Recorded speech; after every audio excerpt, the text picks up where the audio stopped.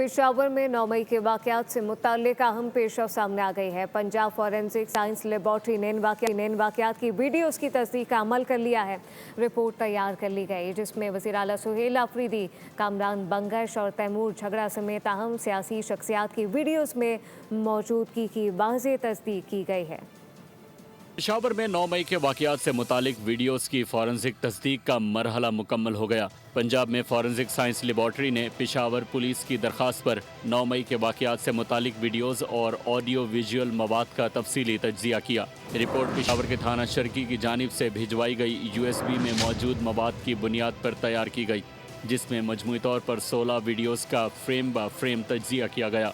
Forensic report के मुताबिक 9 मई के वाकयात में वज़ीर आला सुहेल आफरीदी, कामरान बंगश, तैमूर झगड़ा और इरफान सलीम की वीडियोस में मौजूदगी की तस्दीक हो गई है। रिपोर्ट में बताया गया कि मुतादिद वीडियोस में किसी किस्म की एडिटिंग के शवाहिद नहीं मिले, ताहम चंद वीडियोस में लोगो टेक्स्ट के इजाफे की निशानदही की गई।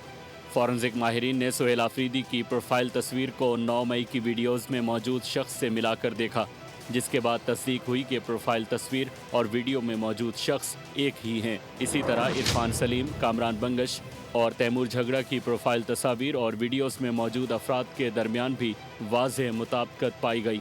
रिपोर्ट में वाज़ेह किया गया कि तमाम तज्जिया सिर्फ विजुअल मवाद तक महदूद रखा गया है और किसी किस्म के ऑडियो सयाक व सबाक पर राय नहीं दी गई।